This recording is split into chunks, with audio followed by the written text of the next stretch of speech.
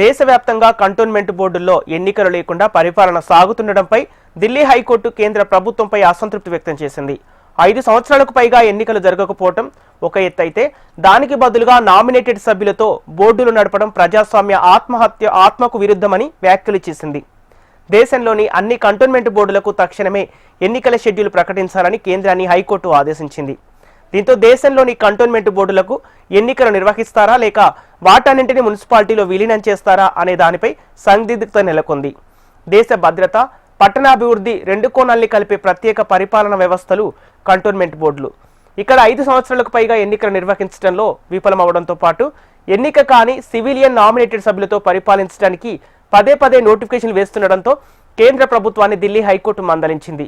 దీంతో మెజారిటీ కంటోన్మెంట్లలో ఎన్నికలు జరగకపోవడంపై ఢిల్లీ, ఆగ్రా కంటోన్మెంట్లకు చెందిన సందీప్ తన్వర్, యోగేష్ కుమార్ కోర్టును ఆశ్రయించారు. దీంతో దేశంలో కంటోన్మెంట్ ఎన్నికలు 2015లో జరగగా బోర్డు సభ్యుల పదవీ కాలం 2020లో ముగుస్తాయని, ప్రజాస్వామ్యబద్ధంగా ఎన్నికైన వారు ప్రజలను పరిపాలించాలని ఈ కేసులో కేంద్ర ప్రభుత్వం వ్యవహరించిన తీరుపై అసంతృప్తి వ్యక్తం చేయడం చర్చనీయాంశమైంది.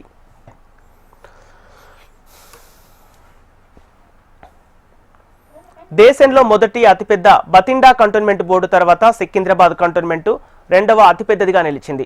గ్రేటర్ హైదరాబాద్లోని సికింద్రాబాద్ కంటోన్మెంట్ బోర్డు అనేది సికింద్రాబాద్ ప్రాంతం యొక్క పౌర పరిపాలన సంస్థ. ఇది భారత ప్రభుత్వ రక్షణ మంత్రిత్వ శాఖ ఆధ్వర్యంలో పనిచేస్తోంది. ఈ బోర్డు హైదరాబాద్, సికింద్రాబాద్ జంట నగరాల్లో ఉంది. సికింద్రాబాద్ కంటోన్మెంట్ పరిధిలో 4 లక్షల జనాభాతో 8 పౌర వార్డులను కలిగి ఉంది. దేశంలోనే అతిపెద్ద కంటోన్మెంట్ బోర్డుల్లో ఒకటి. పౌర సౌకర్యాలను నిర్వహించడంతో పాటు వీధులు, రోడ్లు, వంతెనలు, మురుగు కాలువలు, మూత్రశాలలు వంటి పౌర మౌలిక సదుపాయాలను అందించడం, నిర్వహించడం ప్రధాన విధిగా కలిగి ఉంది.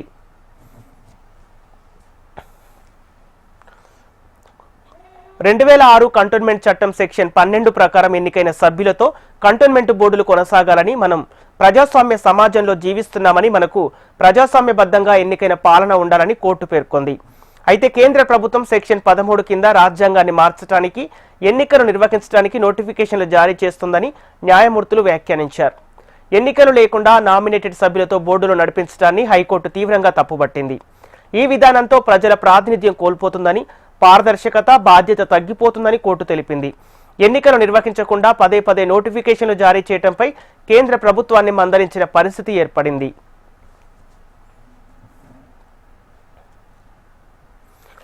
ప్రజాస్వామ్యయుతంగా ఎన్నికైన బోర్డుల ద్వారానే బోర్డులు పనిచేయాలని చట్టం సూచిస్తున్నప్పుడు సెక్షన్ 13 కింద పదే నోటిఫికేషన్లు ఎలా ప్రకటించవచ్చో వివరిస్తూ తమ సమాధానాలను దాఖలు చేయాలని, కేంద్ర ప్రభుత్వంతో పాటు డీజీడీఈకి నోటీసులు జారీ చేయాలని కోర్టు ఆదేశించింది. 2026 మార్చి 11 లోపు వారి నిర్ణయం వెలువరించాలని కోర్టు తెలిపింది. కంటోన్మెంట్ బోర్డుల పౌర ప్రాంతాలను సమీపంలో ఉన్న మున్సిపాలిటీలో చేర్చాలనే పలు రాష్ట్రాల నుంచి వచ్చిన ప్రతిపాదనపై ఒప్పందం కుదరదని కారణంగా ఎన్నికలు ఆలస్యమయ్యాయని కేంద్ర ప్రభుత్వం కోర్టుకు తెలిపింది.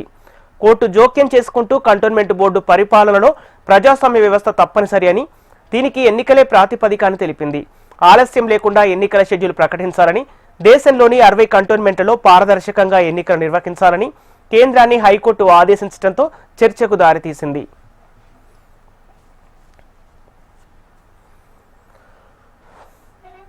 దేశంలో ఉన్న కంటోన్మెంట్ ఎన్నికల నిర్వహణలో పెద్ద మార్పునకు దారితీసేలా ఢిల్లీ హైకోర్టు తీర్పునకు ప్రాధాన్యత సంతరించుకుంది. దీంతో హైదరాబాద్లో ఒకవైపు జీహెచ్ఎంసీ టర్మ్ వచ్చే ఫిబ్రవరితో ముగియనుండడంతో త్వరలోనే జీహెచ్ఎంసీ ఎన్నికలు రానున్నాయి.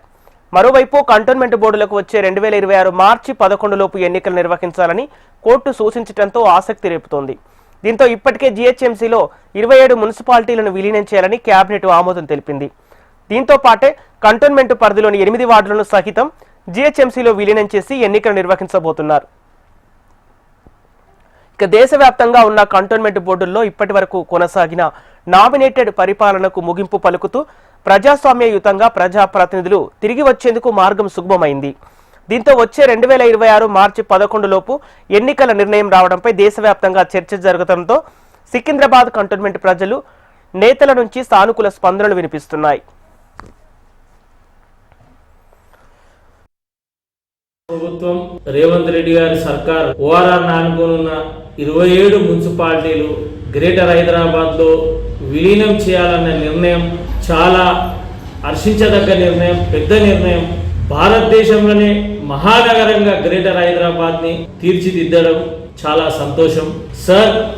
ఈ గ్రేటర్ హైదరాబాద్ నడిబొడ్డున సికింద్రాబాద్ కంటోన్మెంట్. ఈ సికింద్రాబాద్ కంటోన్మెంట్ మీకు తెలిసిన కంటోన్మెంటే, మీరు ప్రాతినిధ్యం వహించిన కంటోన్మెంటే. దశాబ్ద కాలం నుండి కంటోన్మెంట్ని జిహెచ్ఎంసీతో విలీనం కావాలని మేము పోరాటం చేస్తున్నాం సార్, మీకు తెలిసిన విషయమే. ఫస్ట్ ఈ 27 మున్సిపాలిటీల కంటే మా సికింద్రాబాద్ కంటోన్మెంట్ జిహెచ్ఎంసీతో మర్జ్ అవుతుంది అనుకున్నాం. కానీ 27 మున్సిపాలిటీలు ఇవాళ అయి మాది కాకపోవడం చాలా బాధాకరం సార్. కేంద్రంతో జరపాల్సిన సంప్రదింపులు జరిపి ఈ సికింద్రాబాద్ కంటోన్మెంట్ని కూడా జిహెచ్ఎంసీతో విలీనం చేయాలి సార్. ఈ నేటికి కూడా సికింద్రాబాద్ కంటోన్మెంట్లా వాటర్ సమస్య మీద పోరాడుతున్నాము, రోడ్ల సమస్య మీద పోరాడుతున్నాం సార్. ఈ మహానగరం నుండి వీటి పోరాటం చేయడం అంటే కరెక్ట్ కాదు సార్. కేంద్రంతో మీరు సంప్రదింపులు జరిపి మా ఈ సాధక బాధకాలన్నీ విలీనంతోనే సాధ్యం సార్.